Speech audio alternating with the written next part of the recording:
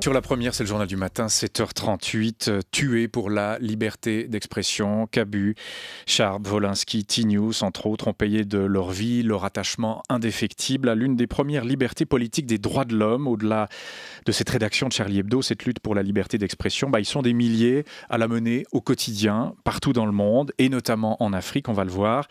Pour parler de cette passion qui les anime, celle de donner aux gens la possibilité de se faire librement une opinion, on reçoit ce matin le directeur général de la Fondation Hirondelle, Jean-Marie Etter. Bonjour. Bonjour. Et merci beaucoup d'être avec nous jusqu'à 8h.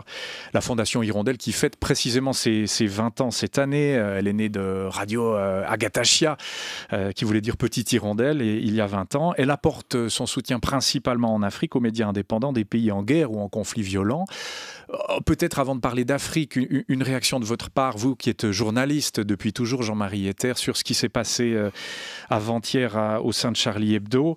L'attentat dont a été victime la rédaction, c'est aussi un attentat contre la liberté d'expression. Quel commentaire est-ce que ça appelle de votre part au surlendemain des faits ? D'abord, j'ai été tétanisé, nous avons été tétanisés, nous avons des amis, des proches, des collaborateurs de la Fondation qui connaissaient bien cette rédaction, qui comptaient même des amis. Donc la première réaction, c'est juste, vous n'y croyez pas, c'est un petit peu comme quand on nous apprend le décès d'un proche, d'un membre de votre famille, d'un ami. Et puis ensuite, il faut essayer d'admettre et de comprendre, ou du moins d'analyser. Et là, évidemment, c'est la stupéfaction, parce que ce que je croyais pas réservé, mais ce avec quoi nous vivions dans les pays où nous travaillons, tout d'un coup, on le voit ici. Je m'y attendais quelque part un peu, mais pas comme ça. Pas comme ça. Effectivement, vous travaillez surtout avec des radios africaines, vous collaborez, vous les soutenez éditorialement, financièrement. Est-ce que là, sur place, cette liberté est menacée à ce point-là ? Est-ce que, par exemple, vos collaborateurs ont aussi, à titre individuel, reçu des menaces de mort ? Oui, bien sûr.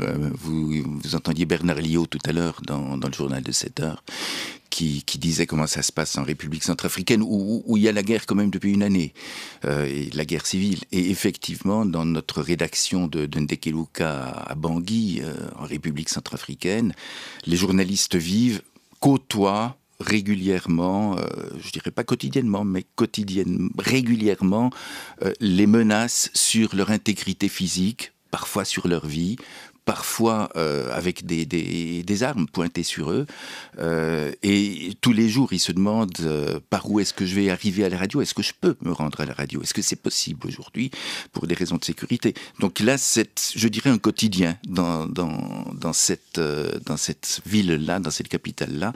Et ça a été, nous avons eu 2 journalistes assassinés au Congo, en République démocratique du Congo, à l'est du Congo. Nous avons eu des journalistes qui ont été enlevés.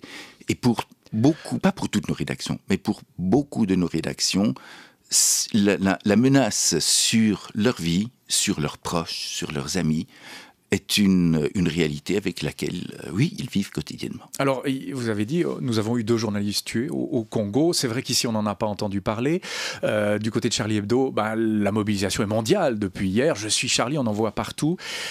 C'est difficile à aborder comme sujet, mais on a envie de se dire aussi 2 poids 2 mesures, non ? Parce que ces journalistes tués au Congo, peu en parlent. Est-ce que sur place, il y a une mobilisation, ou est-ce que tout ça passe et puis peu de gens en parlent ? Comment vous analysez ce hiatus, Jean-Marie Etter ?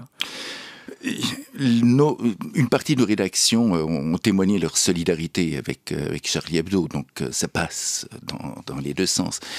Il y a une relation étroite entre une situation politique, entre un ensemble politique et un ensemble médiatique. On ne peut pas les dissocier. Et il faut bien voir que l'un est le signe de l'autre. Vous ne pouvez pas avoir une radio de service public comme la radio suisse romande dans un pays qui a un régime autoritaire ou dictatorial. Ce n'est juste pas possible, non pas parce que le régime ne le veut pas, mais parce que le pays est à un stade de structure politique et d'organisation où il ne peut pas avoir exactement ce type de média. Et un média comme Charlie Hebdo, avec tout ce qu'il représente d'irrévérence et de maturité sociale qui permet cette irrévérence, n'est possible que dans un univers politique. comme la France ou peut-être la Suisse, et l'Europe. Mais ce n'est pas possible, par exemple, dans les pays où nous travaillons en Afrique. Et de journalistes tués sur place au Congo, comment reçoit-on une tuerie pareille sur place? Quelle est la mobilisation, pour autant qu'il y en ait une? Il n'y a pas de mobilisation au sens où on le connaît ici, parce que ce n'est pas encore quelque chose qui se passe souvent. On l'a vu au Burkina Faso, où tout d'un coup, face à une situation politique, il y a 1 million de gens qui sont descendus dans la rue il y a environ 1 mois et demi, ou dans les pays arabes avec le printemps arabe. Tout d'un coup, là, il y a des mobilisations effectivement spontanées. C'est très très rare. Ce sont des choses qui sont nouvelles, et dans le cas de nos journalistes assassinés, il n'y a pas eu de réaction de ce type. En revanche, il y a eu effectivement un choc pour la population. Ça a représenté beaucoup parce que cette Radio Okapi est extrêmement connue dans le pays, qu'elle est un symbole justement de la liberté d'expression. Et là, il y a eu une sensibilité très très grande. La population congolaise, aujourd'hui, admet moins, je dirais, que l'on tue ces journalistes, mais il faut se souvenir, il faut voir que c'est un pays où il y a tous les jours des morts, où il y a des viols de femmes dans l'Est par centaines et par milliers, où il y a des gens qui sont assassinés régulièrement, soit par banditisme, soit pour des raisons politiques, soit pour des raisons sociales. Donc la mort violente, ce type de mort violente, est quelque chose avec quoi vous vivez régulièrement. Et du coup, la mort d'un journaliste, pourquoi compterait-elle plus que celle de quelqu'un d'autre? Peut-être parce qu'il est un symbole, oui. Si l'on s'en tient à des considérations journalistiques, justement éditoriales, Jean-Marie Etter, je suis allé me balader un peu sur le site de la Fondation Hirondelle et j'ai vu que la Fondation, c'est dans votre charte, s'interdit tout commentaire à l'antenne. Pourquoi? Expliquez-nous. Pourquoi pas de commentaires sur vos ondes? C'est trop risqué? C'est peut-être ça l'explication? Vous ne voulez pas vous attirer les foudres des pouvoirs locaux? Oui, bien sûr, mais ça va au-delà de cela.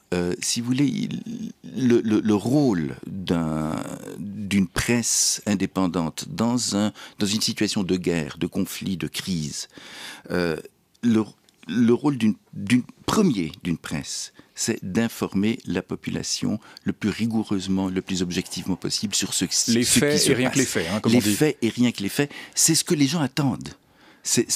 Nous faisons des sondages régulièrement, nous demandons aux gens, nos médias d'habitude sont numéro 1, ce sont les médias leaders dans le pays. Donc on demande aux gens pourquoi vous nous écoutez. Et ils nous répondent systématiquement, depuis 20 ans, que ce soit au Libéria, que ce soit au Kosovo, que ce soit en Afrique, peu importe, ils nous répondent à cause de l'information. Parce que on a besoin d'une information rigoureuse, stricte, et on la trouve chez vous et pas ailleurs. C'est un besoin absolu. Et ce besoin n'est pas compris. Il faut se rendre compte aussi que notre conception de la liberté de la presse, la vôtre, la mienne, celle des gens qui nous écoutent ce matin, est une conception minoritaire au monde. Au monde, nous sommes minoritaires dans notre façon de voir la liberté d'expression et le droit à l'information pour lequel la Fondation Hirondelle se bat. Dans le monde, sur notre planète Terre, nous sommes totalement minoritaires. La Russie, la Chine, l'Inde et la plupart des blocs, nous parlons pas seulement de l'Afrique, n'ont pas du tout la même conception de la liberté de la presse. Et il faut se battre.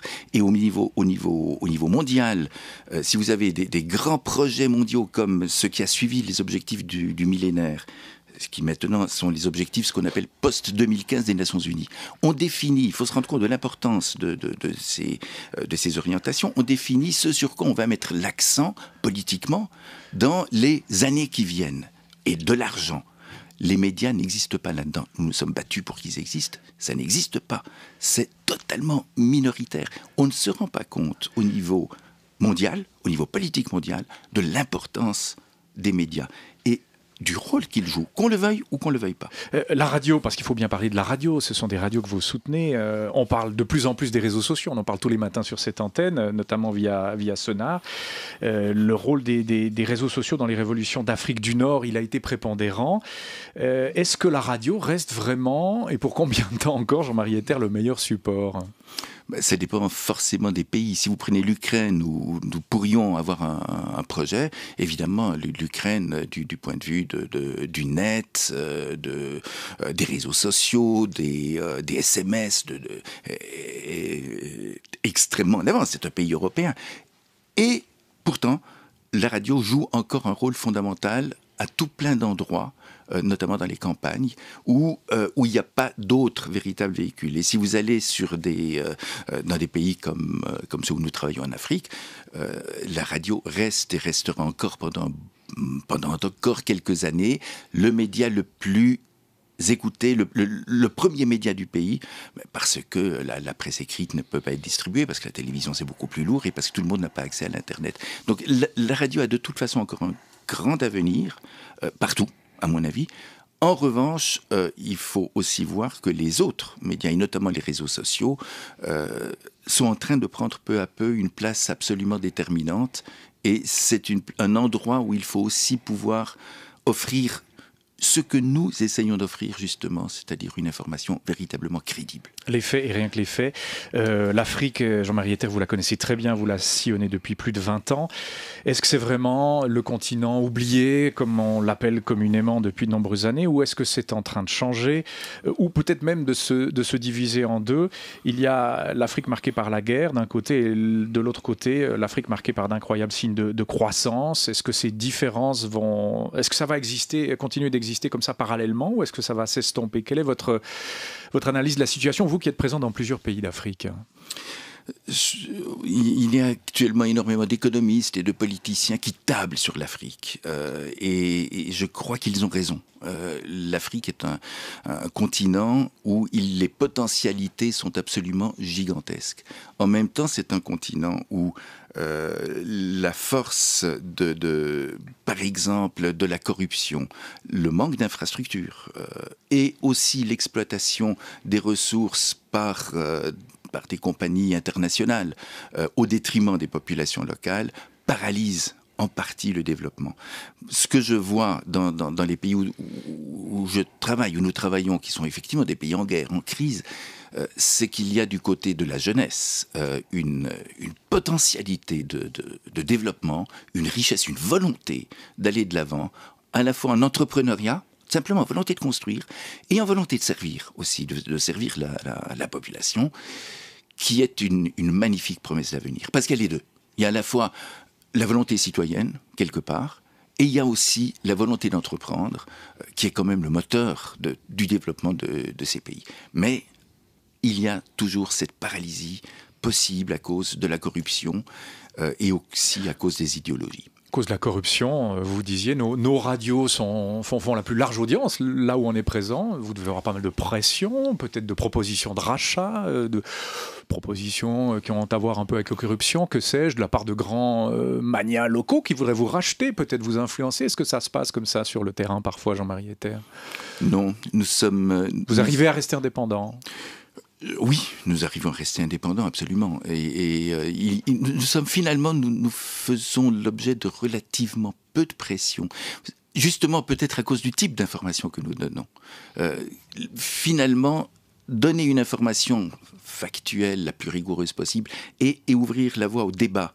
Le débat est extraordinairement important. On me dit toujours, mais dans un pays en guerre, vous ne pouvez pas donner la parole aux belligérants. Je simplifie, je caricature.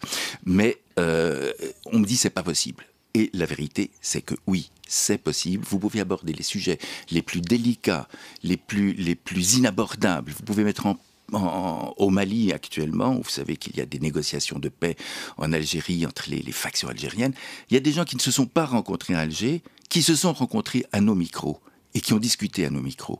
Vous pouvez tout faire en débat si vous le faites bien. Et ça, c'est quelque chose qui est extraordinairement apprécié par les populations, parce que tout d'un coup, ils découvrent la réalité des gens qui sont inabordables et qui se battent et qui les entraînent dans la bagarre.